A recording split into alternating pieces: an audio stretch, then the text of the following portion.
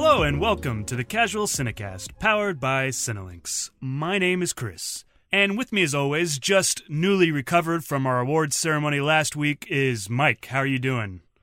Man, just barely recovered. I'm here though. I'm here and I'm ready. Justin, the teetotaler, didn't drink any after our awards ceremony. How are you feeling? The who did what now? I did not understand what you said. The teetotaler. Yeah, you confused me with that. What's a teetotaler? Someone that doesn't drink. Oh, well, yeah, that is me. I do not drink. Oh, because we partied for the awards ceremony. Yeah. I get it. I did not. I drank water and soda and probably a little bit too much cheese. And went to bed right away. Yeah. Too much cheese. Yeah. For That's usually what I indulge in and overindulge in and feel bad from the next day. Yeah, I can see that. Well, sorry about that confusing intro, but I'm glad that both of you guys are doing well. Wait, you can see that? Are you calling him fat? I can see trying to recover from cheese. Too much cheese is a bad thing, this Mike. Terrible bit. Well, we should probably move on as quickly as we can. As always, we like to start off every episode talking about what is on our minds, which is usually the media we've been watching or reading or whatever. Then for our feature review, we'll be moving into a listener-chosen review from Matt Ward, and he chose A Most Violent Year, and that was the result of the Oscars bet because Matt got first place in that. Yeah, and we're also going to have Matt join us for the review. He is a seasoned film critic, so we figured why not bring him on? Let him talk about the film that he chose. Absolutely. So he will be joining us for our review of A Most Violent Year. And then after that, we will be moving into a bonus review for the 2008 film The Fall, which was actually a listener-chosen review that we were supposed to do a few months ago, but we are not very good at keeping our word, so here we are.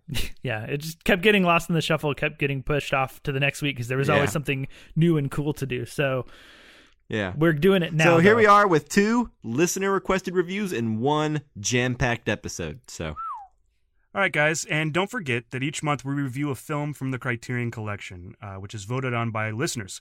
So go check out our latest episode on The Princess Bride, and for our next episode, we put out a poll for the listeners to vote on, and our theme was silent films, and the options were Pandora's Box, Safety Last, and I Was Born But, and the winner is Safety Last with 50% of the votes. Womp, womp, womp.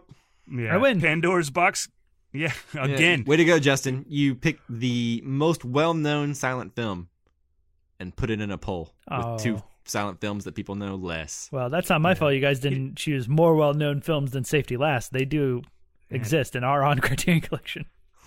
That's true. We also he did that last time. He's picking the populist movies, right? The films that people recognize. Low-hanging fruit. Yeah, man. Anyways, I'm excited to watch it, but Pandora's Box came in second with 32%, and then I Was Born But came in with 18%. So your plan to watch more Ozu isn't going too well. Yeah, I'm going to have to figure out a category, like maybe we'll just do next month Ozu film you'd most like to watch. And then just blatantly skew it to what you want. Right. Yeah, whatever works. Yeah. Cool. Well, I am excited about revisiting Safety Last. I've only seen it once, and I remember it very fondly, so can't wait to watch it again. Mm-hmm. Me too. And, of course, if you want to vote in our polls or, stay up to date with whatever we're watching next, you can follow us on Facebook, Twitter, and Instagram at Casual Cinecast. If you want to send in questions on the movies that we're watching or just, whatever you want to say to us, let us know how you're doing, whatever. You can email us at casualcinemedia@gmail.com. And then, of course, as always, please don't forget to go to iTunes, give us a 5-star review, let people know that we're a good show and that, it helps get our name out there. And by the way, before we move into what is on our minds, I wanted to take this opportunity to tell you guys a little bit about our friends at reeloutreach.com. And that is REEL outreach.com. Like a film reel. And exactly, just like a film reel. You got it, Justin. And Justin, why don't you tell us a little bit about what Real Outreach does and why they are worth listening to our little advertisement for? Sure. Real Outreach is a charity, and what they do is they put together screenings for underprivileged children. That's right. Yes.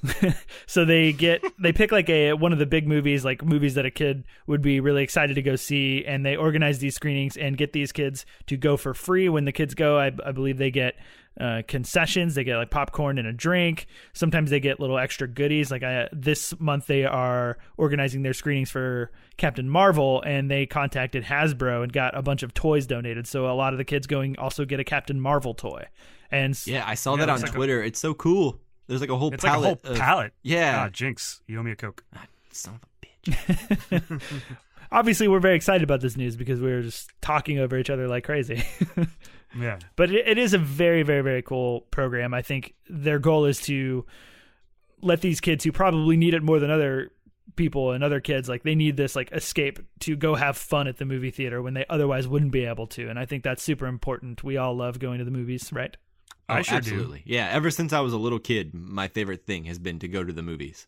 Yeah. So the idea that there are kids out there who don't get to go to the movies and like form these like really fun memories, it breaks my heart, you know?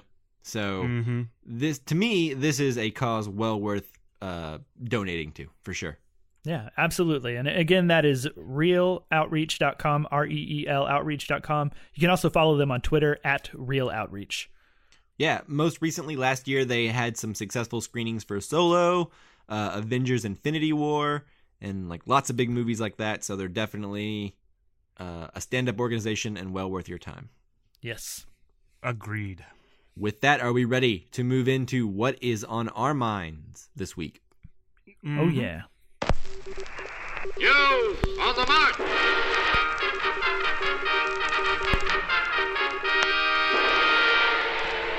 All right, so now that we are in what is on our minds, Chris, talking to Yes? you. What's on your mind? Oh, what's on my mind? Yeah, what's on it? It's Steven Spielberg. And what happened this last weekend is that Steven Spielberg said some stuff about streaming, specifically Netflix. So basically, the highlights are Spielberg thinks that if you forego a theatrical run or have a limited run, that you shouldn't be an Oscar nominee or shouldn't be eligible for the Oscars, and that you could be a TV movie, and that you should be eligible for Emmys. I think that each side has good points. I think Netflix need for more content allows opportunities for all sorts of people, and frankly, that's great. It's really great that Netflix is allowing these new people to tell things that the old way they wouldn't be able to tell, like Roma and I think Velvet Buzzsaw. Even if we didn't necessarily like Velvet Buzzsaw very much, I don't think that would have been made any other way besides through Netflix. But I also think that Spielberg has a good point about the theatrical runs. I mean, if they're not playing in a theater or just doing the minimal in order to be considered for Oscars, I don't necessarily think that they should be up for Oscar consideration. And then the other problem is if you start making theatrical runs longer in order to be eligible for Oscar consideration, you start cutting out on the people that are doing it the right way, like the smaller films that are going into theaters. So it's kind of almost a no-win situation. But this is basically how I come down, and I'm going to let you guys tell me what you guys think. But I think being able to go to the theater to see a film is really great. We just talked about it with Real Outreach, right? Like going to the theater is really great. And I don't want to have to go through the trouble that I did when I wanted to go see Roma. I mean, like, that was really difficult to go see. I had to drive an hour. I had to, like, make sure that it was playing at my theaters. And so it's really difficult. But I'm all about these new voices coming in. So I guess I don't know necessarily where I fall on this because it's kind of this weird thing. All I know is that I want to be able to go to the theater and see a movie there. And I'm afraid that the Netflix way or streaming will make that much more difficult for me. What do you guys think? I kind of come down a little bit in both sides. I agree with you. I enjoy the theatrical experience for the most part. Man, it's tough because I don't live in a city where lots of limited release movies. I don't live in an area where I can go see those in the theater very easily, right? Right. And I'm pretty sure that's the case for like 98% of the people, 99% of the people in the whole world. which is that they don't live next to those little bitty spots on the map where the population density is enough to justify releasing those movies in theaters. So that said, whenever Netflix releases something like Velvet Buzzsaw or Roma, I appreciate that. I like the idea of being able to see a movie, look forward to a movie, have the conversation around it, all from the comfort of my own home. It's hard because theaters are going the way of the buffalo. By the time we're old men, I doubt there will be any movie theaters left. But I want them to stay around as long as they can. Problem is, that model is extremely outdated. The idea of trying to cram as many people into a showing as possible at a certain time in a certain area and repeat that is an outdated concept now that the internet exists and we can queue things up whenever we want to. I do see what Spielberg is saying, though, in that I don't want, mostly because I would say 99 out of 100 things that are a Netflix original suck, regardless of who's making them. Studios don't want to take a chance on artsy movies or minority filmmakers or whatever, and it's good that Netflix is doing that. But we also can't forget that most of the content that comes from Netflix is awful and completely bland and terrible. It's not very often that we get a Roma or a Ballad of Buster Scruggs. Depending on who you are, you may agree with that or not. But the point is, unique movies that are made with a vision are few and far between on Netflix. Mostly they look like Netflix movies. So, long story short, I guess basically if they want to keep releasing movies like they've been doing, I think it's better for the average consumer. But for the movie nerd, they like movie theaters. They like the movie theater experience. I think what would be best is if Netflix put 10 movies aside. They release, how many original movies a year? 40, 50, more? Yeah, probably more. Take your 10 best movies and give them an awards push each year. Decide what they're going to be at the beginning. Market them, do the whole campaign. And the rest of them are TV movies. Because I agree. I think the Oscars should remain a little special. It may not last forever and it may be a dying thing.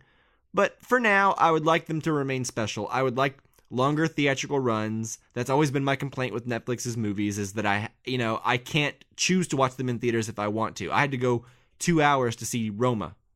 And it was great. And I'm glad I didn't see it at home on my TV screen, but it's not the end of the world if I do. So if you want to make theatrical runs a certain amount of time, like criteria for Oscar movies, I support it. But at the same time, I think you need to limit it. It can't be every movie that Netflix puts out. They have to pick their strongest contenders and push them and do it the right way. Do the awards push, the awards circuit, the way that the same studios do, and then release it on Netflix later. I think they're going to have to compromise on this if you want the Oscars to mean what they've always meant. Otherwise, it dilutes what the Oscars have always been. And real quick before we get to Justin, I just wanted to say, put out there, specifically HBO puts out great movies, right? Mm-hmm. And they win a lot of Emmys, and there's nothing wrong with that. Exactly. HBO is great. Emmys so doesn't mean bad. Yeah, and I don't feel like a lot of people were arguing that Spielberg's silencing voices by not allowing them to be part of the Oscars, and I don't think that that's accurate either. I mean, those movies are going to get made for Netflix no matter what, right? It's just whether or not people recognize them in the Oscars, and there's always the Emmys, which I mean is kind of like. And what I'm suggesting is if Netflix believes in the movies from these minority filmmakers, these people that don't get a voice within the legacy studio system, mm-hmm. then campaign those movies. If Netflix believes in them and really wants to champion minority filmmakers and women filmmakers, I support that. I think they should be winning Oscars just the same, with the same opportunities as anyone else. Right. But that doesn't change the fact that 99% of the movies I see from Netflix are awful, regardless of who makes them. So what I think is Netflix should take it upon themselves to find the best cream of the crop from the people that they hired to make content for them. And if they want the Oscars awards push, and they want that stigma, and they want that recognition, then they need to play the game the right way. Not with everything, but with the things that you think stand a chance.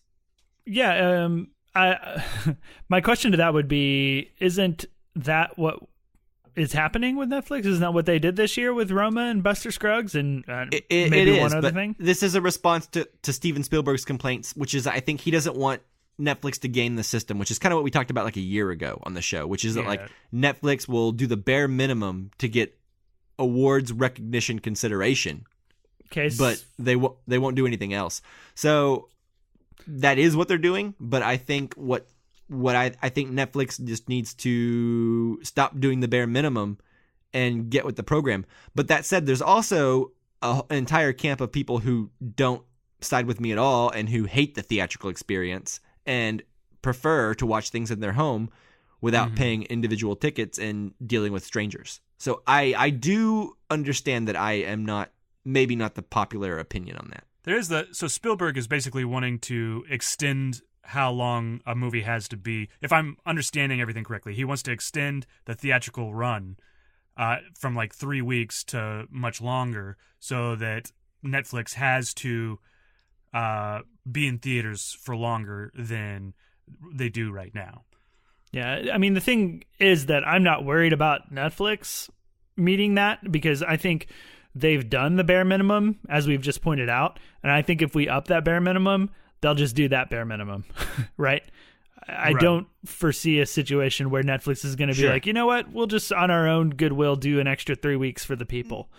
Well, I think you're right about that, but I think that would be up to, in theory, if Spielberg gets his way, it would be up to Spielberg and the Academy to determine what the new bare minimum is and set the bare minimum to a point to where like the average person would be satisfied with it. Netflix will always like do the bare minimum, like you were saying, right? But I think the solution in Spielberg's eyes is make the bare minimum like a 3-month theatrical campaign in a wide release movie, just like the movies in theory being nominated would be, right? Right. But then again, the Oscars usually nominate the limited release movies anyway, like the artsy movies, the favorites, and it's very rare that you get a Bohemian Rhapsody or a Black Panther. So that said, most studios are doing the bare minimum anyway when it comes to theatrical runs for the movies that end up getting nominated. So I think Netflix should not be held to any higher a standard than No Country for Old Men was, or Green Book was, or whatever, Yeah, that's part of where I come down, is that I don't know that Netflix is doing anything different than some of those films. The other thing is that by upping that minimum that you have to meet in terms of theatrical run, you're creating, in my opinion, in a negative sense, a more elite club for the Oscars that it is much more difficult to get into. Netflix can do it. I'm not really worried about Netflix's films being able to do it because they've got enough money. Sure. They can do what they want. But there are going to be other What if people. Crackle wants to take a shot? Sure, yeah. Voodoo or I don't. Or Voodoo. Yeah. Amazon, I think, is okay. What if I wanted to make a film and try to do it, right? Like, I can't. And what if I... Exactly. That's where my issue comes in. By upping the minimum, you're minimizing the amount of movies that can come in and be an underdog. You're taking away that many more underdogs in the Oscar race. Sure. So I think where the solution lies is Netflix should be held to the exact same standard for Oscar and awards type releases that major studios are, which I think they are. Yeah. And I think for Netflix, the best solution would be to pick your best contenders at the beginning of the year and plan accordingly. And the rest of them put out on your streaming service and have them considered for Emmys. You know what's going to be really interesting? I think it's what happens with The Irishman. Like, what Netflix does with The Irishman will tell us a lot, right? If The Irishman goes wide, which I don't think it will, but if it goes wide, Netflix is, putting its foot in there, and we're going to be a movie distribution company, right? So I think The Irishman is going to tell us a lot about what's going to happen. And I bet they tackle a similar release pattern as Roma. Yeah, that's exactly what I was going to say. It's going to be the exact same thing we just saw with Roma. I think so, too. Which I think they did the right thing by Roma, because Roma is still in theaters in some places. Yeah. Is it? Yeah, not many, but some. They did spend like $50 million campaigning specifically on Roma. So they did not spare any money campaigning for Roma. And I doubt many other movies will get that same treatment. So my fear is that Netflix is trying to make it too easy on themselves and to go back to kind of what it was last year and a lot of this year, which is just they want to release as much content as possible and just dump it on their service without any kind of fanfare. And I am of the opinion that the award circuit and the theatrical runs and the award conversation helps me to enjoy the process of reviewing movies each year and looking forward to them and making my top 10 lists and all that. So I don't want the fanfare to be killed. I want that fanfare, right? Like, I like making a big deal about movies. So as long as Netflix doesn't bait the game too much, then, I'm fine with it. But I don't want them to change it to where we are in a hurry to kill theaters faster than they're already going to die. There was a rumor that maybe Amazon and Netflix will start opening up their own theaters. Do it. Yeah, that would be cool. Yeah. Why not? That'd be rad. Well, I don't know if I officially stated, but I'm going to come down with Netflix in the sense that I want as many movies as possible to be eligible for the Oscars. I think that a minimal theatrical run is fine. I don't really see any reason to extend it except to push out other films because Netflix is going to be able to do it. So the whole thing doesn't make any sense to me to try to extend it. Well, I think pushing out some films is probably important because the thing about Netflix is because of their model, they can put out 50 original films and then a studio can put out 19, 20 a year. But just like you said, they're not going to choose to market every film for the Oscars because it does take money. So they're still going to have a filtering system where we're not just going to be inundated with every single Netflix movie as a potential Oscar winner or whatever. Right. And most of them wouldn't be anyway because like we mentioned several times, or at least I did, most Netflix content sucks. I haven't seen a lot of it, so I guess I don't know. It all has a very cheap Netflix feel about it. I wait to hear till things are good on Netflix and that most people like them before I take the time. Right. I would say that's 1 out of every 15 things Netflix puts out. You hear about, Yeah. Their TV shows, I think, are actually better than the movies they put out. I agree, but they still feel a little cheap and Netflixy. Yeah. And oftentimes I'm like Justin on those too. I wait until I hear, Russian Doll. I just recently watched that. Oh, yeah. What'd you think? But I didn't rush. Oh, I liked it quite a bit. But I didn't rush out to see it until I heard good word of mouth, from you and other people. Yeah. Okay, cool. So does that wrap up our conversation about Spielberg and Netflix? Yes, I believe and it does. Almost perfectly segues into what's on my mind. Oh, tell me more, Justin. So what is on my mind this week is a show called Bojack Horseman. Yes. So Bojack Horseman was a show that I had known about forever. I heard of that when it first came out on Netflix, but I never really had any interest in watching it because it reminded me a lot of the sort of weird Adult Swim cartoons that I've never really been a big fan of. At least generally speaking. Look how off center we are. Exactly, yeah. And so wasn't interested until you guys, it was probably a few months ago. There were 2 weeks in a row right after the 5th season came out on Netflix, which happened pretty recently. You guys talked about the 5th season and how good it was and how much you love the show. And no offense, Chris, but specifically you, Mike, I know that you're not that big on that Adult Swim cartoon type of show and humor. Yeah. Your fandom of it, maybe a little bit more than Chris, got me. For the record, I'm not a fan of the Adult Swim. Sure, now Chris loves them. He has a Aqua Teen Hunger Force underwear and t-shirt. Well, I mean, the underwear is just really comfortable. That's true. There's something about a milkshake print on a underpants. Really exactly. Makes them comfortable. It's freeing. Yeah. Anyways, yeah. So for the record, I say that because I did not know exactly how Chris feels about Adult Swim cartoons. Now I do.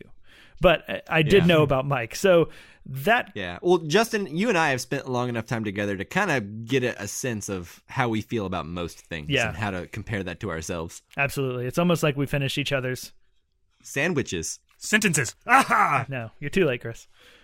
Damn it. Anyways, so I did decide to watch the show because you guys were so praising of it. And boy, was I wrong about my judgment of that show, because I just caught up. I just finished the 5th season and everything that's out currently on Netflix. And I absolutely, completely love this show. Yeah. It's no lie. If I think about it truthfully, it might be like one of the best cartoon shows I've ever seen. Yeah. I haven't seen a lot in their entirety, but I've seen a little bit of a lot of different shows. And this one's the best. What'd you like about it? What are your thoughts on Bojack? What makes it so good to you? Well, I'll start off by saying that I think the show is pretty funny. And, it's not like the funniest show I've ever seen. It's maybe not the funniest cartoon I've ever seen. But that's not its concern. Exactly. And it wasn't even funny enough to necessarily hook me after 1 or 2 episodes. But once you get a few episodes in, like, what is really great about it and what I didn't expect was like the complexity of the characters. And that's what hooks you, right? Oh, totally. And the show does such a great job of making you like and understand all these characters, many of which, if not all of them, ultimately are deeply, deeply flawed people. And the way they make you care about them regardless is really incredible. And a lot of other shows don't really do that, or at least in my experience, I haven't hooked in on characters quite like that. And I want to say it's like a little bit similar to like The Sopranos in a way, where I find these characters that are flawed and doing things that are at times deplorable, at times amoral, and are just really horrible, but I really, really like them. Well, yeah, I mean, because it always comes from a place of honesty, right? Like, you spend so much time with Bojack, and you may not like him because he's not a likable guy, but he has just enough of you in him to see yourself in him, and you see that he's genuinely, usually, trying to be a good guy. Mm-hmm. He's just, at his core, he's not. He's a guy that wishes he was a good guy, but he's not. Yeah, that reminds me. It reminds me of when I was reading and studying up on screenwriting in film school. There's this article that Pixar put out that's like 24 or however many like writing tips for screenwriters, and one of the ones on there that always like resonated with me the most is that we like a character more for trying than succeeding, and I think that's totally Bojack. Well, how else could we ever like someone like Tony Soprano, right? Tony Soprano is one of the most famous protagonists in all television history and will remain so. Mm-hmm. Not because he was a good dude, right? Like, I mean, I don't know how many episodes are in Sopranos, like 60, 70. I would say I can count on one hand the amount of episodes where I thought Tony was a good guy, you know? Right. Like, but I never didn't love him or want to see what happened to him. Right. And I think what you said is perfect. It makes complete sense. Like, it's more interesting to see them try to be good and sometimes fail versus just be good all the time or just have things figured out. Yeah, I think they do a really great job of, I mean, it's just like you're saying, of walking that line between the deplorable character and liking the guy, and they walk that line really well. And I actually feel I like him and hate him at the exact same time, and I think that that's really marvelous that they can do that. He's not a villain and he's not a hero. I mean, I guess that's the antithesis of an anti-hero, but he just walks that line really well. So I agree with you. I can't wait for the 6th season. They do that thing where you think you have him pegged and you've judged him already, but then you see him react to a certain way, and it's almost like you've invested so much time in him and you see his flaws that you're like, you can do better than that. And you compare it to yourself and everything that's going on with you. And I think only the best shows can really do that. Yeah. And I think it goes both ways, that like when you're judging him and you're on like a certain opinion of Bojack, and then something will happen and it'll send you the opposite direction. In both like a positive and negative sense. They do a really good job of like not quite letting you get totally settled. and there's also an extent of like when he does something you don't like, he's well aware of it and he doesn't like it either. Yeah. You find it hard to hate him because he already hates himself so much that you're like, well, I mean, what is my hate going to do? I'll just see what happens, Right. And one thing I want to highlight is episode 10 of season 1, which is my absolute favorite episode of the series so far. There's some that have come close. You're gonna have to remind me. So this is I don't want to go into any spoilers for anybody who hasn't seen it, because I feel like this sort of segment is mainly for people who haven't seen it, because I imagine I'm way behind the boat on talking about Bojack Horseman.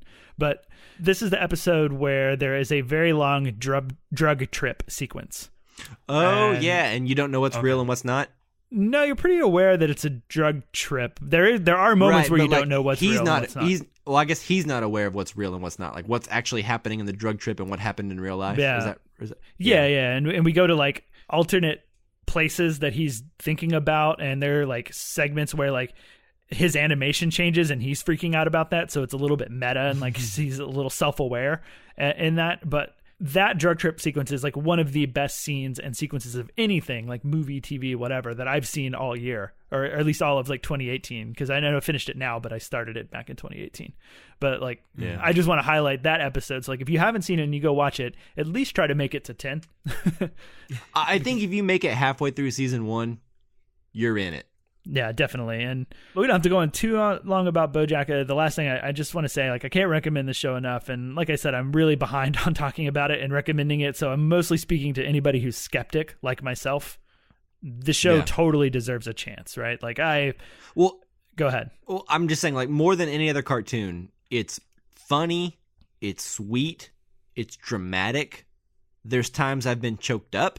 This show can drop from a moment into complete ridiculousness of like anthropomorphized animals talking and doing silly puns, and then all of a sudden it'll drop like a truth bomb about like long-term relationships on you, or depression, or self-destructive behavior, right? That like has such poignancy to it that most things can't even dream of achieving. Yeah, that's pretty much what I was going to say. Like I say, I've laughed, I've cried, I've been happy, I've been sad, I've been conflicted, I've like been self-evaluating, I don't know what the word is, but like I've been like, oh, that was really sweet, or oh, that's like cute, or whatever. Right. And that's like 6 to 7 more emotions than I ever expected I was going to feel when I started to like watch the show, or like sat down to watch it. So exactly. I can't recommend the show enough. It's so good. Yeah. It deals with like just mental illness and mental health. I honestly, I would say that's what the show's about, is mental health. Yeah, I would agree. Yeah. So if that sounds at all interesting to you, Bojack Horseman on Netflix. There are 5 seasons. A 6th one is on the way. Do it. Yeah, go watch it. But for now, that is it for what's on my mind and for Bojack Horseman. So, Mike, what is on your mind? Okay, so I will keep this quick because we are running long today and we have 2 reviews to get to. So I wanted to talk about a documentary that dropped on HBO last night, and that is Leaving Neverland. Oh, man. Yeah, have you guys heard of this movie? Yeah, I played at Sundance. Yeah. I know what it is about, basically, but I haven't heard anything about it, whether it's good, whether it's bad, so enlighten me. Yeah, so this is about 2 specific individuals who have accused Michael Jackson of molestation, basically, when they were children. From the ages, I think both of them were the ages of 7 to 14. And what it is essentially 2 men, I guess now in their 30s or late 30s, describing in great detail how they met Michael Jackson, the course of their relationship through the years, and essentially all the stuff that he was accused of back in the day when he was alive, and nothing ever came of it. Basically, it's the story of that and how it was all true. And the 2 people in the documentary are actually 2 boys who, on trial, like on the stand, denied anything ever happened and shut the case down. So the boy accusing him in the 90s never got any justice. So a lot of the movie is these 2 guys coming to terms with the fact that they weren't ready to come forward when it mattered. And now that he's dead and this other boy, got some kind of like non-disclosure agreement and can't legally talk about it at all now, it's kind of coming to terms with the fact that like, they're sorry they weren't ready yet, but now they are, And in it, they go into so much graphic detail about their relationship with Michael Jackson and how it started and how it began and how it evolved from innocence to predatory behavior, right? And in it, it goes into almost as much as Michael Jackson courted the parents, almost just as much as he courted the children, right? Because, he has to get the parents to agree to let the kids hang out with him for so long. And so what I will say is this movie is very disturbing, very graphic in its descriptions. But all of that said, I recommend it. You should see it. It will change the way you listen to Michael Jackson's music and the way you view it and everything. It profoundly upset me. But what I would say is this movie is 4 hours. 4 full hours. And it only needs to be 2. Right. Maybe 1.5. But my girlfriend and I, we sat there for 4 hours last night listening to these two guys tell these very in-depth stories about what happened to them when they were teenagers and how they felt at the time and how they viewed it more as love and not as abuse. And right. So it's good, right? There's nothing wrong with it. It's all eye-opening and wonderful and well-made. And in my opinion, personally, leaves you without a shadow of a doubt of what took place. Problem is, it needs severe editing and trimming because it's 4 hours of listening to two people talk about how they were molested as children. And I don't know about you, but I can't think of a less fun way to spend 4 hours. Sure. Yeah. It's not a fun sit. No, it's not. But it makes me sad because you know what? Billie Jean's a great song. And now I feel bad even liking it. Well, yeah. So that sounds like something I'd have to watch in the morning so that I have the rest of my day to try to lift my spirits back up before I go to bed. Yeah. Which is the thing, sometimes I'm into that sort of show, right? Where you're uncovering something really grisly and horrible. It's very interesting, and I don't know that I would learn a lot from this, but what is there anything to glean from it if you don't already believe everything that's in it? Yeah, so I guess that's a good question. So what I would say is the only reason to watch this documentary is if you were at all skeptical about the charges that were labeled against him when he was alive. Mm-hmm. If you somehow think that, it was all a money grab, something like that, watch this documentary. Michael Jackson's dead. There's no one to get any money from now. And these guys are coming forward now when they have an opportunity to gain no money versus whenever he was alive and have an opportunity to gain millions. Right. So, right then and there's no reason for these dudes to do this documentary unless it was true. They're not going to gain any kind of stardom that one would want, right? No one wants to be famous for the guy that Michael Jackson molested when he was 7. That's not a celebrity that you would strive for. Yeah. He's not getting any kind of payout. They're both of them, I guess. So what I would say is you should watch this documentary if your gut reaction to hearing about this documentary is, I don't believe it, or whatever, or I don't want to watch it. If that's your go-to knee-jerk reaction, then I would say you need to watch this more than anyone. Yeah. Because you can't just always believe people just because they're famous and were talented. Sometimes a shitty person is just a shitty person. Truer words have never been spoken on this podcast. It's true. Sometimes they could even be elected to president. What? I'm sorry. Whoa. Oof. Anyway, Justin. Oof. You've already talked about yours. Should we move on to our review of A Most Violent Year? Let's do this. Let's bring Matt on.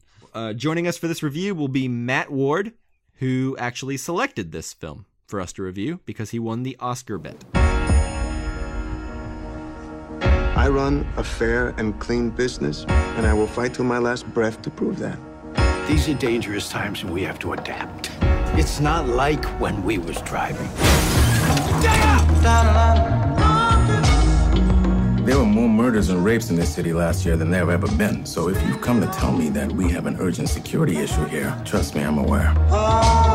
This can't continue. You're at war here. It's been 2 years since you started investigating my industry. Do you have any idea who's been doing this to us? Or you may be doing something to bring this on yourself. I have always taken the path that is most right. The result is never in question for me. Just what path do you take to get there? Okay, so as always, before we get into the film, we're going to start out with a non-spoiler section where we'll be speaking very generally about A Most Violent Year. We won't be giving any spoilers away, so you can continue to listen if you haven't seen the movie, but we'll give you a spoiler alert before we move into spoilers so that you can, pause the podcast, go watch A Most Violent Year, come back, finish the episode. You're welcome. Yes, and with us for this review for A Most Violent Year is Matt Ward, who is the winner of the Oscar contest we had recently. He got the most correct and got to choose a movie for us to review, and this is it. Matt, are you with us? I am with you. Thanks for having me on the podcast. No problem. It's our pleasure. Yeah. Why don't you tell us a little bit about why you chose A Most Violent Year and what it's about? Sure. So I chose A Most Violent Year for a very specific reason. I've been a film critic myself for about 5 years. So I started basically in 2014, which is probably one of the best years this decade cinematically. You've got everything from Birdman to Boyhood to Whiplash to Grand Budapest Hotel. And everybody talks about a lot of the other films in 2014. And what nobody really talks about is A Most Violent Year. It's the National Board of Review #1 film of the year. It's the third feature from director J.C. Chandor, who also did the New York financial crime film Margin Call and the survival epic All Is Lost with Robert Redford. But this is his third feature. It's a very nuanced, subtle look at the most violent year in New York City history, 1981, through the lens of an immigrant played by Oscar Isaac, who is trying to expand his heating oil business with his wife, Anna, played by Jessica Chastain. And what I love about The Most Violent Year is with a title like that, there's an expectation of a gaudy, bombastic crime, and you just don't get that here. Right. I find it to be the cinematic antithesis of a film like The Godfather. It's a subtle, evocative that encapsulates the American dream of immigrants in the facade of a crime drama. Like the best movies usually do, this film requires a present and actively engaged audience, ready to look beyond what's happening on the screen, as what often isn't happening is just as important.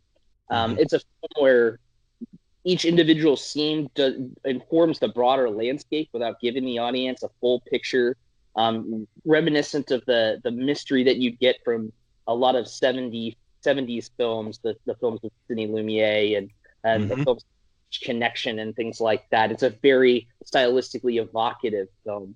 I find it to be a great film because what's underneath the surface.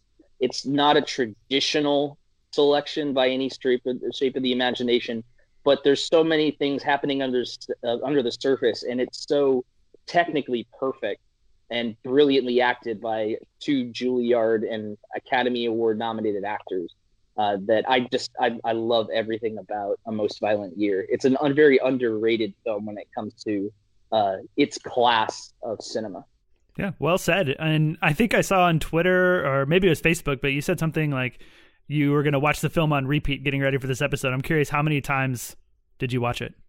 I think I'm up to 7 times. I have to admit, I have the film on my TV as I'm talking to you right now, just so that I can get some of the brilliance of cinematographer Bradford Young's visuals, while I keep the film ever present in my mind while we're chatting. That makes perfect sense to me, because watching the film, like the number one thing that I noticed and couldn't help but be in awe of constantly was the cinematography and just how beautiful it is. Yeah, it's a striking film, shot in a very clear, crisp, wide angle. I heard Bradford Young talking about his style for the movie, and I think they used one 50-millimeter lens for 95% of the cinematography of the film. That gives you a good perspective on both the landscape, the surrounding landscape, so that you get the real true decay of New York City that's evocative of the time period, but also allows you to get some intense close-ups of the face and really get into the nitty-gritty of the performances. Well, so we'll move on to other general thoughts. Chris, what did you think of A Most Violent Year?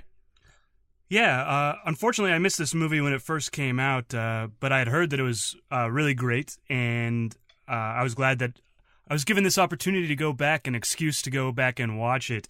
I think Oscar Isaacs is very good as the immigrant coming into town, and I think Jessica Chastain also, like you were saying, Matt, both subtle performances and really well done, both of those characters. And of course, the movie does look gorgeous. I think the New York cityscape is always just hanging out in the background of this movie, and it's you can't ever forget that it's in New York, right? Because it's always right there.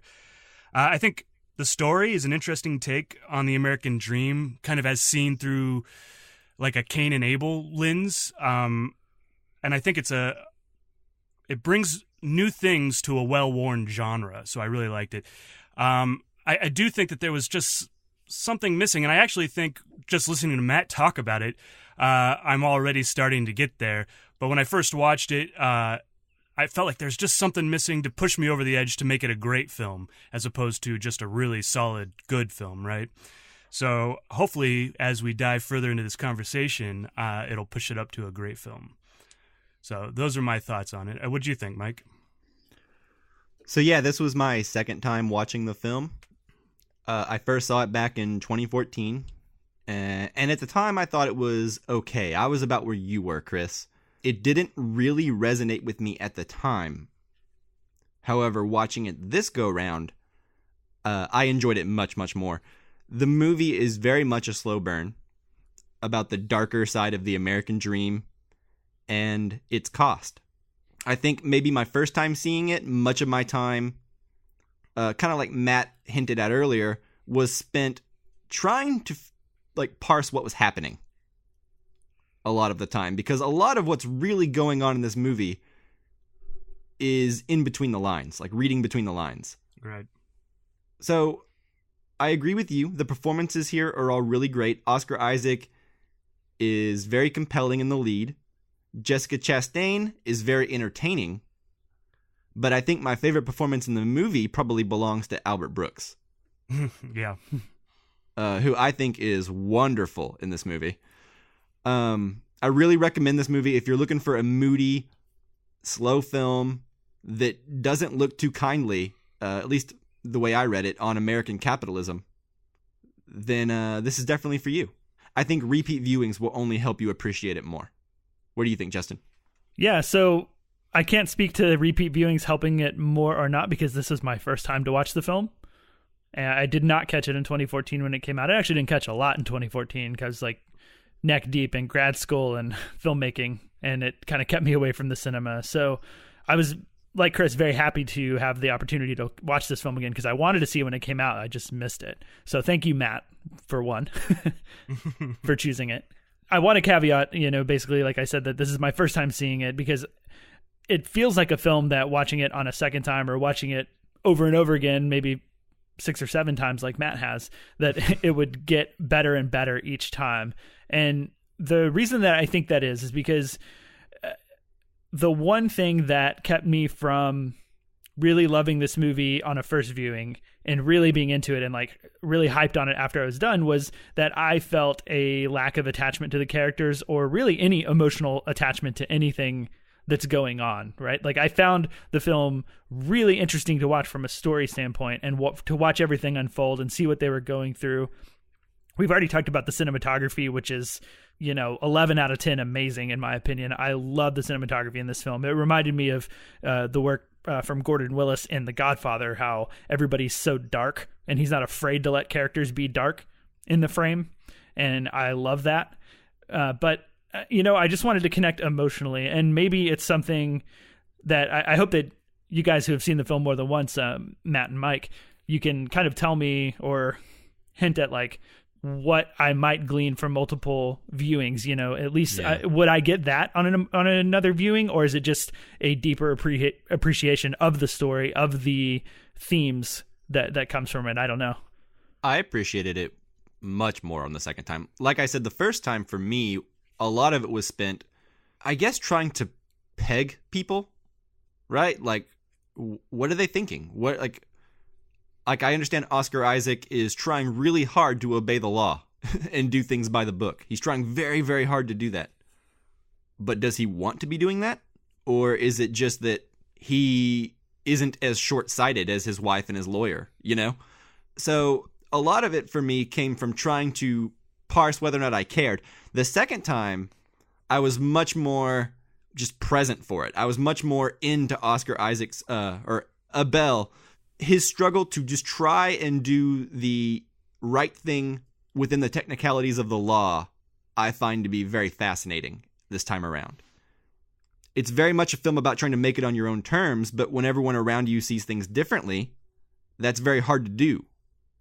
So I found it is very much like the stakes are Oscar Isaac is trying really hard to buy some property and remain on the right side of the law technically, maybe not morally, but he may have to compromise on that, and because literally everyone around him and every influence in his life is trying to push him towards doing something the way he doesn't want to do it, basically.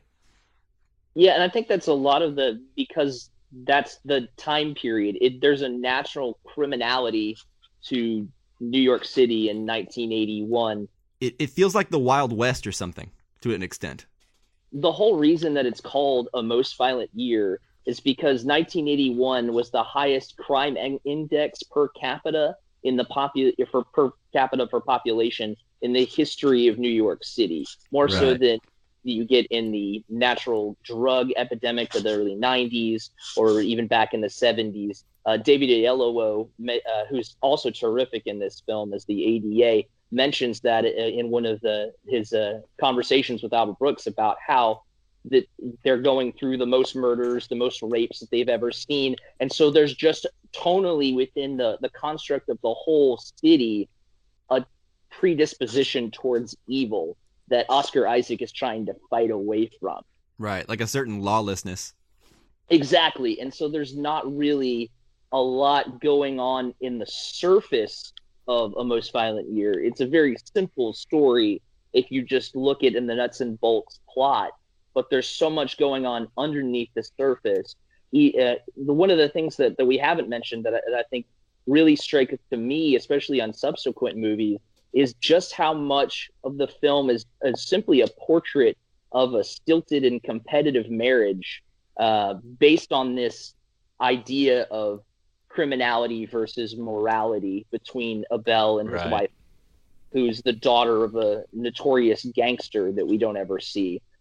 So there's a whole conflict there that I find super engaging when there's two are on screen together, especially in those two shots where you can see their instant reactions between one another. Yeah, I think you're actually onto something that I think was the most interesting for me the second time around, which is their arguments to one another and then how they represent their marriage to third parties who aren't privy to their arguments, right? So when it's Jessica Chastain and Oscar Isaac arguing together, you know, she'll hit below the belt. She'll try to emasculate him. She'll make him seem like he's doing things the wrong way and can't protect them. Then when it comes time to talk about her husband to a cop, you know, she'll say he's an honorable man and he is nothing like you think he is, you know, et cetera, et cetera. And it's like, to an extent, you can't even tell if she values his values or if she's just an opportunist and wanted to win the argument with a cop at that particular time. Like, I don't have an extent of like how she feels about her husband and his morals that he is imposing on her. But it's the same yin and yang that you're getting between those two, the different sides of the same coin that are really kind of bringing together the most interesting aspects of the film, and the fact that they are able to run their business so successfully and have it grow so quickly without ever striking a balance of one leaning one way or another. There's a lot of subtlety to the performances there, and a lot of it has to do with the natural chemistry that the two have. their relationship in the film is probably 12 to 15 years deep at the course of time from 1981 for Anna and Abel. And Oscar Isaac and Jessica Chastain had about that same amount of time knowing each other, both attending Juilliard at the same time. So there's an innate chemistry that they developed there that extended onto this film that you don't ever really usually see between two actors from different places. But you can tell, like, almost immediately, especially on the subsequent viewings, that they understand fundamentally where the other is coming from, even though their characters might not agree with it. Absolutely. And he even trusts her enough to put her in the business. And even whenever they find that maybe they have different ways of running the business, it doesn't lead to the fallout that you think it might. And also, to jump off kind of what you were saying, I actually watched an interview with Oscar Isaac where he was talking about how Jessica Chastain sort of championed him right for the lead in the movie. And at the time, for auditioning, he had like a shaved head and a beard from shooting Ex Machina. So he didn't really look the part. Yeah, because Javier Bardem was previously attached to the film, and then he had to drop out. And Jessica Chastain wrote like a 3-page email to J.C. Chandor almost immediately without Oscar Isaac knowing about it, saying, "You have to cast my friend Oscar. I don't do this for anyone, but he was absolutely perfect for this role." You can tell that there's a natural chemistry there just from their relationship from school that naturally extends over to this film in a much different way. Yeah, I can see it for sure.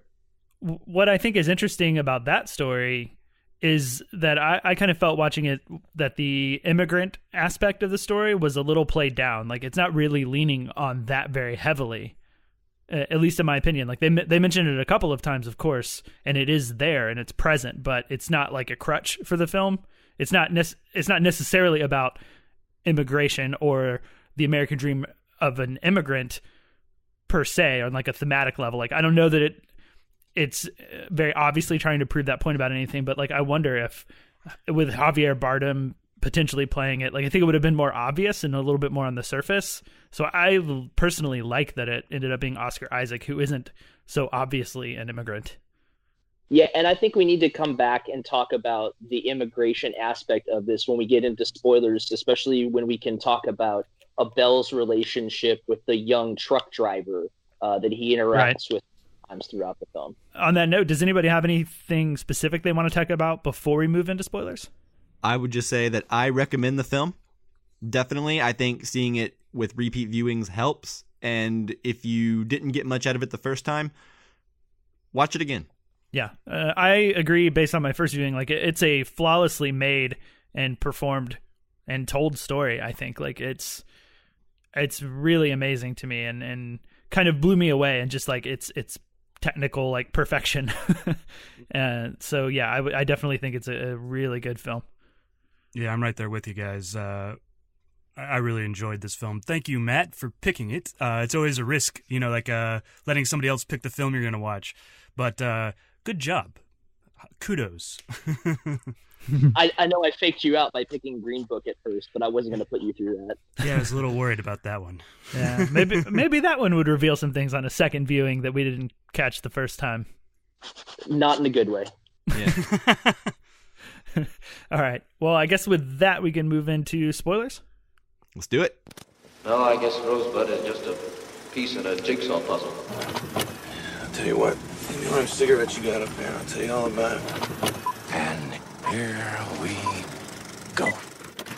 So now that we're in spoilers, here's kind of the point that I was wanting to make about this whole immigration aspect. One of the characters that we haven't touched on yet is a young truck driver, Julian, that Abel kind of mentors across. We see him in and out. He's kind of the subject of a lot of the violence, the limited amount of violence that you see in A Most Violent Year, and how he reacts to that. And Abel sees a lot of himself within Julian at an earlier point in his career. And so there's a lot of mentorship that goes on between those two characters, even in just the brief limited scene as he's trying to like drive him to the same place that Abel is, because he sees another young immigrant struggling to survive and wanting to help him. but not wanting to hand him everything either. So there's a struggle in the duality there that I found very interesting. But when talking about those two characters, that changes pretty much and immediately upon the climactic scene where Julian is attacked a second time and runs away after having the gunfight shootout on the 59th Street Bridge. Right. That's kind of where my Cain and Abel theory comes in too. Abel, or Abel, to me, definitely represents Abel. Cain was jealous of Abel's sacrifice, and I think in the same way, these two immigrant, and they're not blood brothers, but they're brothers in immigration. The one guy's jealous of everything and wants what Oscar Isaac's character has, and at the end it turns violent because he can't get it, And I don't know how you guys feel about that theory or not. I was curious how you guys feel about it. Yeah, it makes sense to me. I don't know if that's an intentional thing. Like, did they intentionally name him Abel to go along with Abel? I'm not sure. I don't think so. I think, if I remember correctly, he was named Abel because one of the crew members from one of Chandor's previous films was named Abel, and he liked the name. And then his last name is Morales, and the two canon items about Oscar Isaac's character is that he is able and he is morally upright and morally just, Morales. And I think that's kind of the subtle hint on that name. Not so much the Cain and Abel thing, though I understand and largely agree with the overall point, but I don't think Chandor's being as specific there. Something that I do want to ask, because I kind of had a different reading of the relationship with, his name was Julian? Yes. Yeah, Julian and Abel. I got the sense that Julian was only good to Abel as a driver, and maybe he didn't necessarily have the confidence, or as an immigrant and very clearly English as a second language person wouldn't be a great salesman for him. So I had this sense of, rather than him not wanting to give Julian everything on a silver platter, and it was more like Abel wants to help him, but he doesn't want to give him everything because it's not good for Abel. It's not good for Abel's company. It's not great to send that guy out on sales. And that shows whenever he's so willing to give him up to the police. And I'm not going to say that Abel's not conflicted about that either, but he does it pretty easily. So now that brings me to my question about Abel's character. At the end of the movie, now that he has what he wants, he stepped over the little guy and left some damage in his wake, but now he has become ridiculously powerful. Now, the cops that were investigating him want to get in good with him. Mm-hmm. Do you think Abel will remain a decent man? Or was he ever a decent man?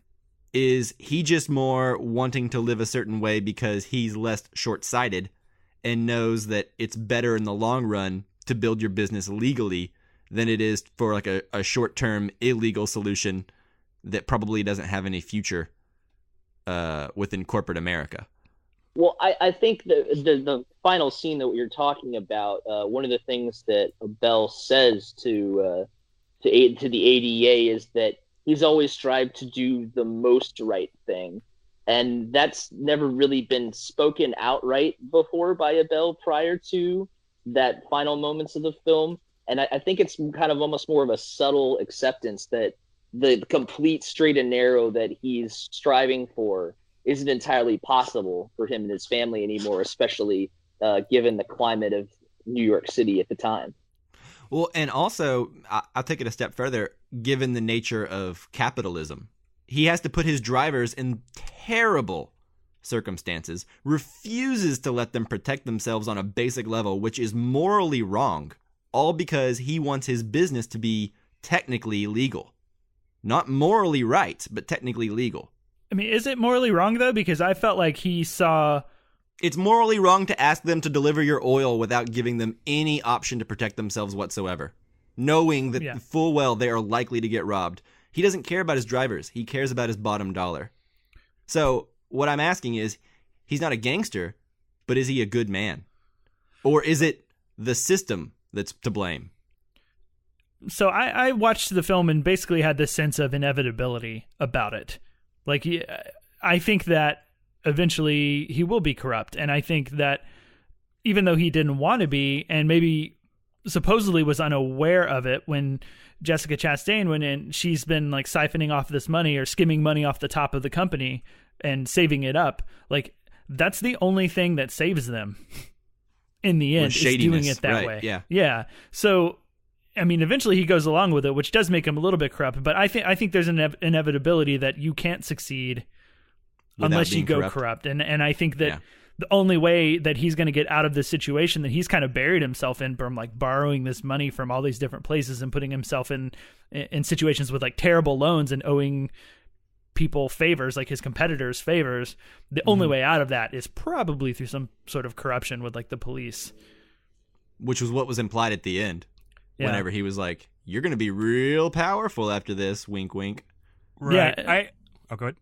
Well, the one other point that I wanted to make that I wasn't sure about was there is the scene where Jessica Chastain says to Oscar Isaac, she says, I've done the things that you just didn't want to do and didn't want to think about, which like to me, there was an implication that they haven't always been like 100%, maybe like 98% on the up and up. Exactly. And he's known it, but he hasn't done it. So there's been a suggestion that he's aware that they aren't totally legal. He's purposely turning a blind eye so that he can keep his facade of moral integrity. Like, he wouldn't put her in charge of the books if he didn't have like a secret kind of wink, like, okay, you know. I mean, the reading I got from his character was that he's extremely ambitious. And, you know, he says the most right path. And I think that he is willing, he knows where he wants to go, and he wants to go on the most right path, but he is not above breaking the law in order to get there, if that's the best way to get there, right? He just wants to get there, and he just wants to take the best road there, right?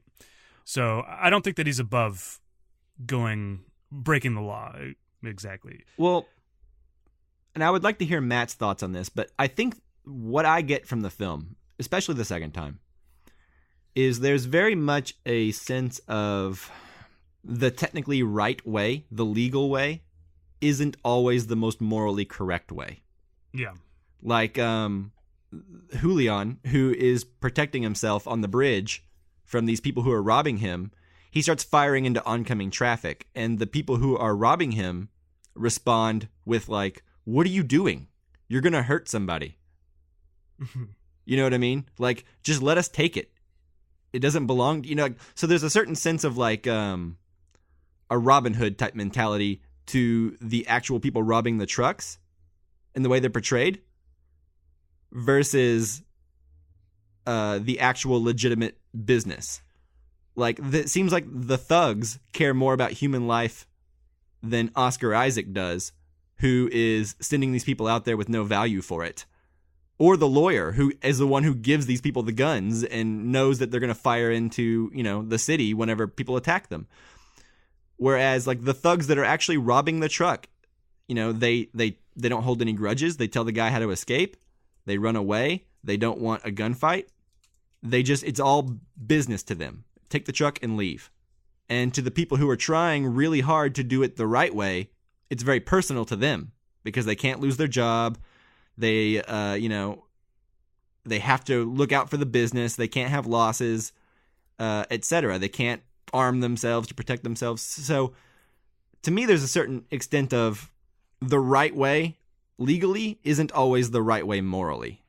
Right. And I think that a lot of why this is difficult to enjoy on a initial viewing is that almost every single character, probably every single character in the film, is morally ambiguous. There's not a real decided person that you can just get behind and root for. I think it's one of the things that I think Justin might have struggled with, not being able to emotionally attach himself to a Belle, for example. None of these people are doing things exactly the right way that you can 100% get behind. Even the morally leaning towards evil characters, Jessica Chastain, comes out of nowhere and kills a deer and is so concerned about, making sure that the deer doesn't suffer after they get in the car crash coming back from dinner. It's just so protective of the deer and making sure that it doesn't suffer needlessly. How she does that, part of her morally ambiguous character, but every single one of these characters are so completely flawed. The ADA, who you think is just in it to clean up corruption in the heating oil business, really is in it to make a name for himself. And you find out in those final minutes. So there's really a moral ambiguity to all of the characters that makes this film interesting but difficult to grasp initially. Yeah, totally. Yeah, like sense. I said, there was a lot I didn't get on the first time, and the second time it was all plain as day. I was like, oh, this is what I should have been paying attention to the first time. So, yeah, I completely agree with what you're saying. Imagine what you get on the 6th or 7th viewing. That's what I'm still finding things 8, 9, 10 times into this movie. The little nuanced things that Oscar Isaac and Jessica Chastain are doing with the way that they inflect their accents and how those accents change in their line delivery based on the emotions within the scene, and how kind of the more immigrant Colombian kind of phrasing within Oscar Isaac's performance comes out when he becomes more impassionate and kind of loses the self-control and restraint that Abel is known for, or the Italian gangster comes out in Jessica Chastain's character whenever she's doing something that is a little bit more underhanded or cutting to her husband. There's still there's little things that you find on subsequent viewings that just kind of you overlook at an initial viewing.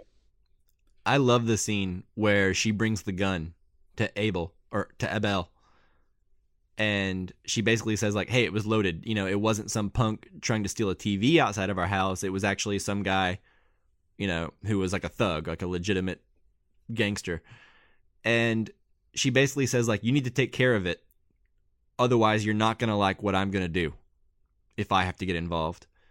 And, like, that whole scene, I think, is probably my favorite scene between them in the whole movie, and encapsulates the most interesting parts of their marriage. And it shows very clearly they're both on two different sides of this, and you completely understand why each are on their respective side. Oscar Isaac wants to do things legit. Jessica Chastain wants to protect her family and wants to make sure that Abel has the family's best interests at heart. So I absolutely love that scene. I think that's my favorite scene in the whole movie. Absolutely. I was wondering what everybody else's favorite scenes were in the movie, because it's such a wide and varied movie. There's a lot of different stylistic things that happen. The more subtle, introspective dialogue scenes, and then the big scenes, several chases and all that sort of stuff. I am curious to hear what y'all thought were your favorite scenes from the film. Well, I just told you mine, but while they are thinking of theirs, what was yours? I think my favorite scene, quite honestly, is a similar scene. It starts off with the deer car crash that I mentioned earlier, and transitions into a full conversation about how you're going to protect yourself with a little pistol that whores use to protect themselves on Saturday night. Oh yeah, that was a good scene. It goes back further into the whole Abel being almost anti-gun more than he is like guns don't protect you. Guns draw more violence to you. I feel like he was going for there, and kind of informs a little bit more about why he didn't want his truck drivers to have guns, because he doesn't believe that not having guns in the trucks makes their drivers weak.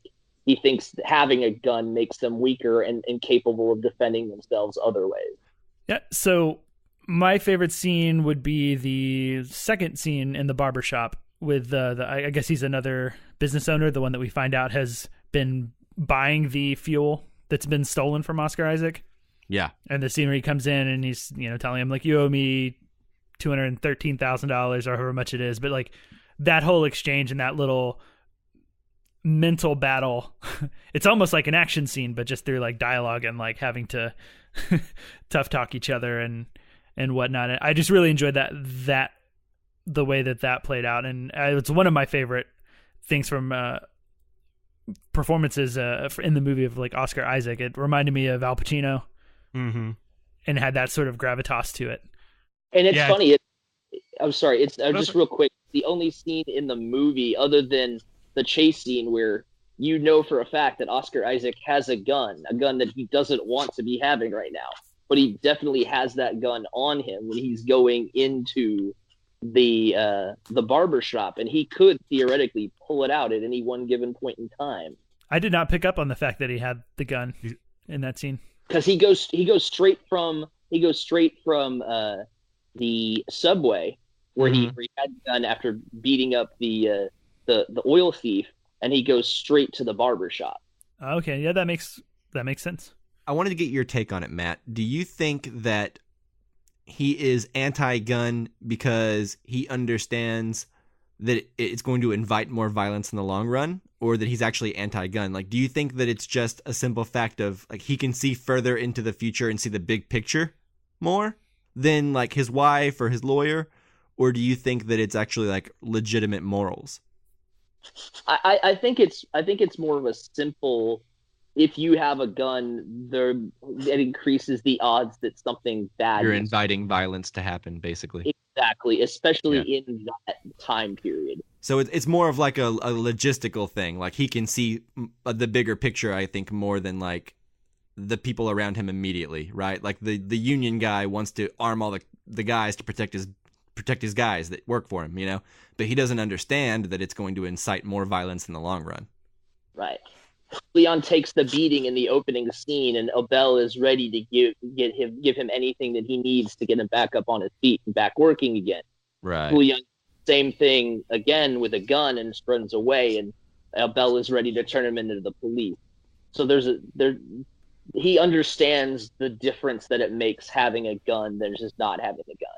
And I feel like Abel would rather his truck drivers get beaten and have the oil stolen, and him figure out a way to stop the violence without more violence.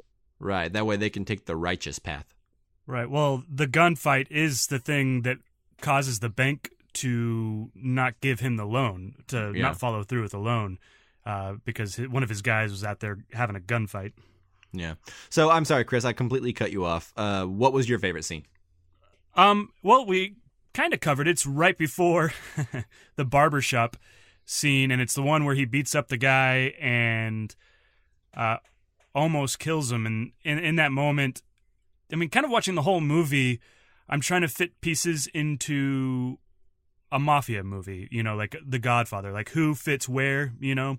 And is this him about to go too far or cross that line where he becomes a mobster or a gangster? And I really like that line. And I think Oscar Isaac performs it really well. He has like a softness, you know, like he shows empathy for this guy, and it's really, you can really read it on his face when he decides not to and moves further back, that I think like Javier Bardem may not have been able to do. So that's my favorite scene. No, and there's a lot of great subtle homages to The Godfather within this movie, some more overt than others. My favorite, the toll booth, where Julian is attacked at the very beginning of the film. That's the exact same toll booth. They use the same location, and it's the only one in New York City that still looks that way. But it's the exact same one that was used when James Caan was shot to death in The Godfather. It's the exact same location. Nice. Yeah, and the scene where he goes to the competitors, the one that has the woman in charge, that scene reminded me a lot of the like marriage scene in The Godfather, where they're going to Marlon Brando to ask him for favors. They had like the really similar shutters, and like the lighting was really similar, and she was super dark like he was. I couldn't help but notice that. Yeah, if we're going more on Godfather references in the movie, another terrific one, because that movie came out in the 1970s, it was really evocative to actual gangsters and businessmen in New York City. in subsequent years. And so Chandor was talking in one of the director commentary bits that I heard about the scene where all of the different heating oil companies get together in the restaurant, and they have that conversation. That heating oil companies and other businesses had the regional meetings in restaurants like that and rented out restaurants because they saw it in The Godfather and wanted to do that. So it's true period of 1981 New York, but the only reason they're doing it is because they all love The Godfather and wanted to make their lives more like The Godfather. That's funny. That is funny. One thing before we wrap up, I wanted to ask you guys, because especially Matt, because you've seen this many more times than us, but I don't remember a single close-up in this film, like an extreme close-up on a detail or any one particular thing, like not even a gun or any piece of paper, any numbers, anything at all. Like, are there any real legitimate close-ups in this? I don't believe so. Like I said earlier, Bradford Young basically used exclusively a 50 millimeter lens for probably 95% of the shooting on that, and that allowed for a lot more mid-range close-ups. But there's no like intense faces or like highlighting in on any one specific item, because part of the style of the cinematography and the direction of this movie is you want to have the background become a character, that the setting of New York City 1981 is an extra character in every single scene, and so you have to show that, and it allows for a lot more of those two shots that you get, especially with Oscar Isaac and Jessica Chastain. Yeah, exactly. I felt it was a much more broad view of the time and the situation and maybe that industry specifically, so they kept a broad view with the camera, and I really enjoyed that. It was probably about I don't know, an hour and 20 minutes into the film, I was like, I don't think I've seen a close-up yet. This is cool. I appreciate that. Yeah, I don't think there's any like true close-ups. A couple of times characters will move closer to the camera so you get the illusion that it's a close-up, but there's no like actual intentional close-up shot. Right. The only thing that I think might come close is maybe some of the subway stuff, like on the train, but just because the camera's close to Oscar Isaac, not because it was like intended to be a close-up. Yeah. I remember one time it seemed to like pan down to somebody signing something, but it didn't really like cut to a close-up signature. Well, and I think that's part of the reason that like all the specific details of the film aren't as important as the morals and the themes and everything that is evoked within the film. Yeah, exactly. The actual like nuts and bolts of what's happening aren't as important. Definitely. That was my reading of that choice. Yeah. All right. Well, does anybody have anything else they want to talk about on A Most Violent Year? No, I'm eager to get my second viewing and see what else I can garner from it. That's what I'm going to do after this, maybe. I might give it a week more to resonate and then watch it again. Well, how are you guys feeling after the conversation, though? Are you appreciating it more, about the same, less? Yeah, I think I like it a little bit more, or I think that there is more from me to go back in and get out of it, right? So, right. Yeah, I'm kind of in the same spot. Like, I'm confident that I will enjoy it more on a second time, and confident that I will want to watch it a second time. And, a lot of the stuff we talked about were things that I saw there, but I think there's a depth that I didn't get. And so, in that sense, I'm pretty sure that it's better than I thought on my initial viewing, for sure. Even though on my initial viewing I did like it. I don't want to sound like I didn't, Right. Yeah.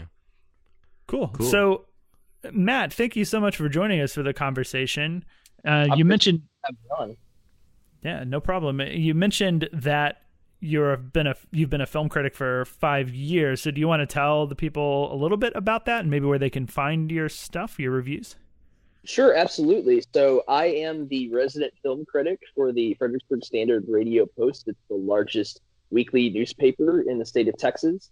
And all of my reviews are also posted online at cinematicconsiderations.com. It's the name of my column.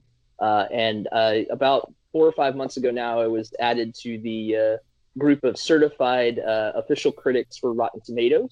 Nice.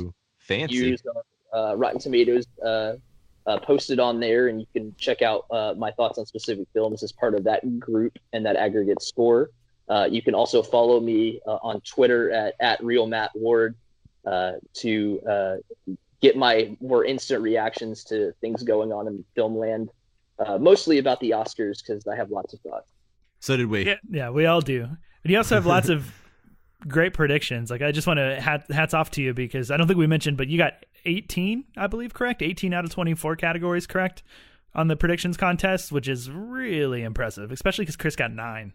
Like, that means you're twice as good as Chris, basically. Yeah. Twice as good of a human being is what that basically means.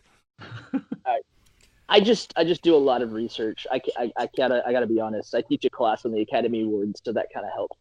So you're saying you had an inside help, a lot of research, which is what I consider inside help. So okay, I just do a lot of reading and listen to way more podcasts than I need to. Right. Yes. Right. I do want to recommend. I've been reading your reviews, and I find them really good. Especially the High Flying Bird one, I really enjoyed. So for anybody out there that hasn't gone to his cinematic considerations, go check it out. It's really good.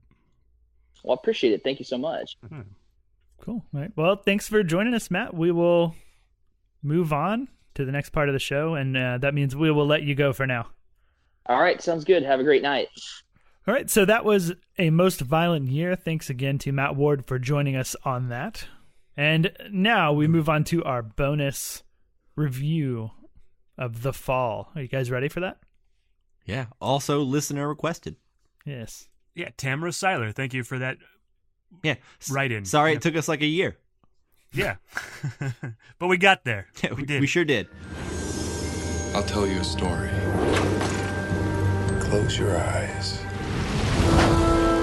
There were 5 of them. The Indian, the ex-slave, an explosive expert, Charles Darwin, and the masked bandit. They had one common enemy, Governor Odious. Is Odious bad man? Oh, yeah.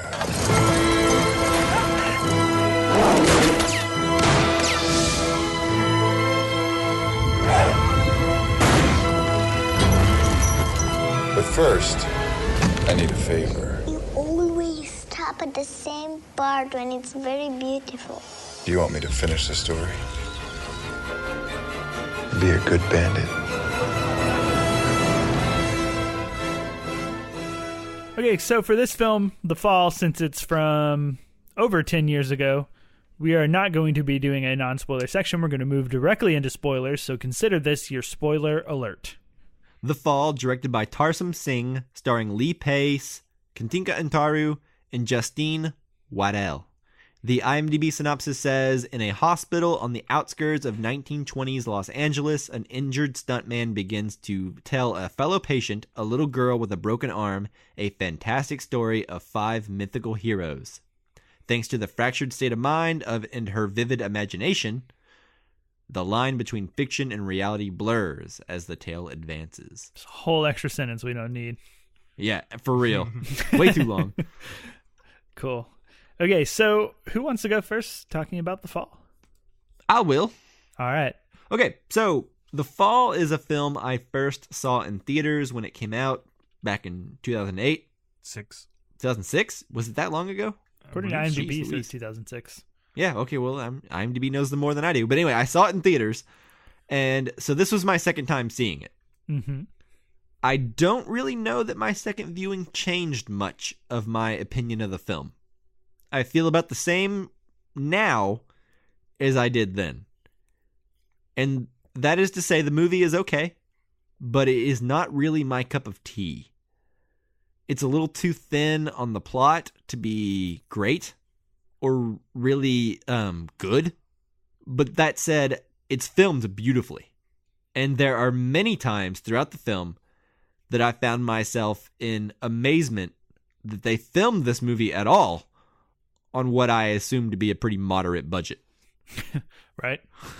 And some of the things they managed to achieve are unparalleled in other movies. Like there is a sequence with an elephant that I've never really seen in any other movie. Yeah. And it captures this sense of adventure and scope and a fantastic situation. And when the movie is doing that, it really, really works. However, eventually the third act rolls around and nothing really pays off in a satisfying way. And I just eventually end up needing more there to really drive some of the ideas home in a way that feels satisfying in any kind of way. Right. So what do you guys think? Justin? Right. So I'm pretty similar to you. I saw this film when it came out. I didn't see it in theaters. I saw it when it came out on video. And by video, I mean DVD. Because I didn't have a Blu-ray player back in 2006 or 7. But anyway, so I was not a big fan of it at the time that I watched it. But going into this viewing, I thought, back then I wasn't really what I would consider like a seasoned movie watcher. I was just getting into films, just realizing what a like really good film could be. Before that, I was just into like the regular stuff. So going into this viewing, I thought, so there's probably one or two things that can happen. And one, there would be a lot to pick up on that I just didn't get or wasn't film savvy enough to understand the first time, and that I would like it significantly more. Or two, all the things that kept me from liking the film the first time would be significantly enhanced and more obviously problematic. And I got a little bit of both, but mostly number two, unfortunately. That's not where I'm at. Yeah, and so I still am not a big fan of this film. I think it seems like a film made to produce stunning visuals and awesome cinematography. Which it does. Which it absolutely does. But it lacks in story, character, and performance for me. And, in that sense, maybe it's a success because the film does seem to revolve around like wanting to awe you with visuals, and it does do that. But the problem is I didn't care about anybody. I didn't care about how the story resolved, the story within the story at least, and maybe mildly cared a little more about the actual story. But I just think that's the big problem where I get hung up, where it's like the visuals don't mean anything to me other than like, wow, that looks really good. And that's just not enough for me. And I think the framework of doing the story within a story in this film feels more like an excuse rather than something that enhances the story, like we talked about last week with our Princess Bride Criterion episode. Right. Like that framework enhances the movie. It adds a whole nother layer to it. Well, it puts you in a certain state of mind. Yeah. That you need to be in to enjoy the movie. This one, I think, tries to do that, but doesn't in the little girl character. Yeah, which that we might talk about that in a little bit when it comes to performance, because that's part of the issue for me. But first, I want to hear what Chris's general thoughts. So I'd seen The Fall just like you guys had a long time ago, and I enjoyed it then for what it was. And, I enjoyed it again this time, to be honest. I don't think I have quite the dislike that you guys have for it. This film is visually stunning. You guys have both said that. Beautiful compositions, things that look like they came straight out of Escher paintings. Brilliant transitions. That's, I think, might be up there with Lawrence of Arabia's transition. And actually, I think this film and probably the director's previous work, The Cell, have a lot of influence on Brian Fuller, who also did Hannibal, and he did American Gods and Pushing Daisies, which actually Lee Pace was in. I have a problem with Brian Fuller's sensibilities, I would say. I think the problems with Brian Fuller is the same ones that are with this film, and oftentimes that's the visuals take priority over the story. Yeah. And I think this is where we're really going to differentiate or have differing opinions. And I enjoyed The Little Girl. I thought that she. Oh, you did? Yeah. Okay, I think based on Justin's comments, I don't think he did as much, but I think the little girl is the strongest performance in the whole movie. Yeah, agreed. The little girl, I'm there with. It doesn't seem like. In fact, they kind of in the filming of it, they had told her that Lee Pace couldn't walk. So he spent the entire time, every time he was around her, like in the bed or in a wheelchair. And then at the very end, they surprised her with it. I think really where this movie falters is the way in which they filmed it, because they filmed all the hospital sequences first. And Lee Pace and the little girl just kind of had a conversation, and I'm sure the director had directions that he wanted Lee Pace to go in the story, but they kind of organically told this story together, and the little girl kind of came up with these parts, and then they went off and shot the fantasy sequences. I think because it's this organic story that came about, I think that's why we don't get as much of an emotional payoff, because you're right, it does fall apart in the third act, and it just doesn't work. It's not quite there. Like maybe if somebody had written a little bit more, put some more characters in there or something there, something's just not there. I think it's character. I think it's what you said. And it's really a shame, because it's such a visually stunning film that I'm really sad that it's almost wasted on characters that I don't appreciate as much. Ultimately, you watch it, it's visually stunning, and I enjoy it. I enjoy that part. It's like watching a music video, right? But at the end, I think I'm left emotionally hollow from it. I don't get. Yeah, it's like half a Men on a Mission movie, right? Where you get introduced to each character has like their own affectation. Right. Like one guy's the explosives expert, and the other guy is like an expert on wildlife and stuff. So like each of them has their own thing. But the problem is, like, there's never an opportunity for each of them to use their own gifts. We don't know how they feel about one another or why they're there with each other. So like these fantastical people, you're supposed to be like, oh, this is like the nurse, and that's why the little girl's envisioning this guy as Charles Darwin, or this guy as like the slave, or this guy as whomever. Right, the Wizard of Oz. Right. But we don't spend any like scenes getting to know what these characters, these fantastical characters that are fictional, even want. So even the fictional characters don't even feel like full characters. They just feel like actors in interesting wardrobe with like an individual weapon or something. Yeah, in that sense, you guys have both mentioned that the film falls apart in the third act, and for me, it's like it never got put together in the first act to be capable of falling apart in the third act. Like, I think it's just dead from the word go, and that's basically what you said, Mike, and Chris, really. And maybe that's just because, if I understand you right, Chris, you're saying that they had the conversation and filmed the story first and let the main actor and the girl dictate what the story they were going to go out and film was? From my understanding, yes, to a certain extent. I imagine that Lee Pace and the director got together and, like, this is the story you're going to tell, but then he's asking her questions about what's going on and stuff like that. And so she's kind of steering the conversation organically. Like, she's not acting necessarily. It's just Lee Pace and her having this conversation. So as it goes, she kind of changes the story a little bit. I watched a couple of like behind the scenes things. It's not super clear, but that's the general gist of what I got. Yeah, that makes me appreciate the film a little bit more for doing something interesting and unique, but it doesn't end up being a good end product in my opinion, but I appreciate the experimentation. Well, yeah, so there's actually, this is something the director said during the not the commentary, but the featurette.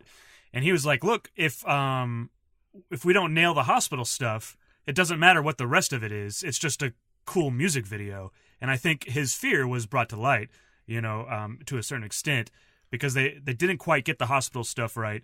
And then the story didn't quite match up with the hospital, and so it wasn't emotionally gratifying. The two stories didn't come together. Well, I think the hospital stuff is the most satisfying. Their conversations with one another, like Lee Pace and the little girl, when she's crying and like the third act is happening and she's like, why are you killing everybody? Like, why don't you? And he's depressed and wants to die, and she's trying to convince him to live. And like all of that, it's all technically good. Like, I can't find anything particularly wrong with it. And I think it would even work for me if the fantastical storytelling elements were firing on as many cylinders as the hospital stuff was. If it had enough emotional resonance. Right. If I cared about these people when they started dying. Yeah. Or if I cared about what was even going on. Like, I couldn't even like focus on the story he was telling on a base level. Right? Like in The Princess Bride, you want to know the end of the story the grandpa is telling. Whereas in this one, every time there was a break from the story, I was more interested in like the dynamic between the actual little girl and the guy who was injured in the bed than I was the fantastic story he was telling her. Yeah, and her relationships with other people in the hospital too. I think like with the nurse and with the ice guy and all of that stuff to me is better. I mean, I think that's really where, like, somehow making it a little bit more like Wizard of Oz, because all those characters come to the fantasy world, but they're only tangentially tied to the actual characters, or maybe they're tied to their actual hospital characters only through the little girl's understanding. And so maybe that's why it doesn't quite work, because the nurse can't be in love with Lee Pace's character because the little girl saw the nurse with somebody else. I don't know. I don't know exactly why it doesn't work. Yeah, I don't know. I have to disagree, at least partially, with the performance thing, because I didn't believe the little girl at all. Like I feel like I'm watching a child act, and it's fascinating to me that you said that she's not. Because and they're just going through this story, but like I couldn't connect with any performance, even Lee Pace in it. I was like, I felt like I was just watching a lot of acting, and that kept me from getting into the hospital stuff that much. I agree that it's the best part of the movie. Well, I mean, I agree with you to an extent. I agree that Lee Pace never does it for me in the movie. Not once. Not a single line reading am I buying Lee Pace. I don't know why. There's nothing technically wrong with the performance. The little girl I disagree a little bit on. I feel like I believed that the little girl idolized this man and wanted to hear the stories from this man and cared about this man. I believed that part of it. And from the behind the scenes stuff, that is the truth. Like like there's a scene where like has made a little heart and goes and gives it to Lee Pace, who's in the wheelchair, and she like kind of runs off, or she's in love with Lee Pace, the actual girl, I think. So I mean, I see what you're saying, Justin, but I think I disagree with you, but only on that aspect, which is that I think the little girl is good. I think that when she cries tears, they are real, they are genuine, and I believe they are genuine. Yeah. But I think she is stranded in this movie that is, it's like almost like everyone showed up to set and they were so focused on getting a performance out of a little girl that they forgot to focus on anything else. Yeah. And they did that one thing right. And even the people who you assumed would act good in the first place are upstaged by this little girl. And so nothing feels like organic or right. I actually think, that's very possible that that's what happened, because they went through such lengths to make the little girl think. They called him Roy. They didn't call him Lee Pace when the little girl was around. They always called him Roy. She thought that he was handicapped the whole time. So they went out of their way to get this performance out of this little girl so that she would believe these things. And get this performance out of her. So you may be correct, and that's how they showed up. Who knows? One thing I want to point out that I did find actually really interesting, I don't know that they built on it or did anything with it, but I found really interesting that in the story that Roy / Lee Pace tells the girl, he just says an Indian and a slave. And particularly with the Indian, he's referring to a Native American when he says Indian. Right. But he says squaw and wigwam. Yeah, and exactly. But the little girl is actually envisioning a genuine Indian and not a Native American. And it's also, I find it interesting that like when he calls a slave, the person who fills that in is the one black person we see around like the hospital. Yeah. That she knows. Yeah. And I just find that an interesting comment on something. I don't know that it makes an interesting comment, but it's like they almost had a cool idea there. Well, I think there is a comment there because it seems like the little girl is an immigrant herself. Like her family, they're not from America primarily. They're living in California right outside of Los Angeles now, but who knows where they came from, and what she envisions these people to be whenever she hears the word Indian.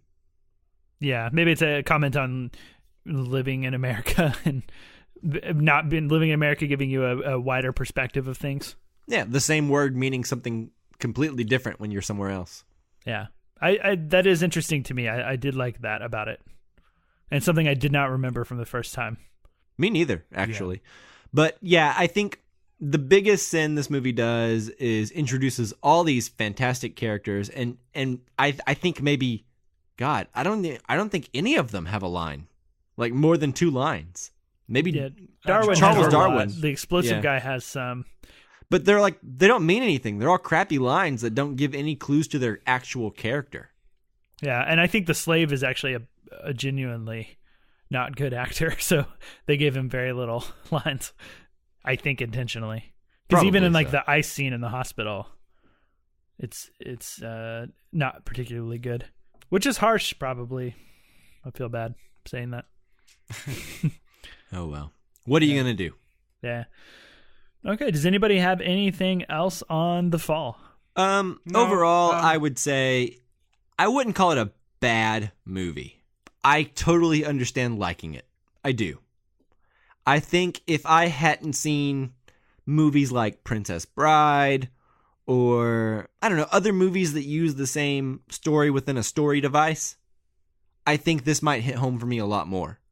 Yeah. However, as it stands, I think that it's got a good idea and a good foundation, but something is lost in the execution, and I think there's a lot to like. It's very visually beautiful. I can put it that way, I guess. But ultimately, I come down in saying that, like, if you like this movie, I would recommend like Princess Bride more, or movies that use the same story within a story device.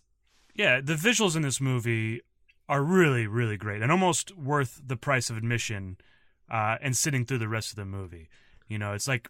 Yeah, totally agree. And if I had seen, personally speaking, if I had seen less movies in my lifetime that deal with this exact same story structure, I would probably like this one a lot more.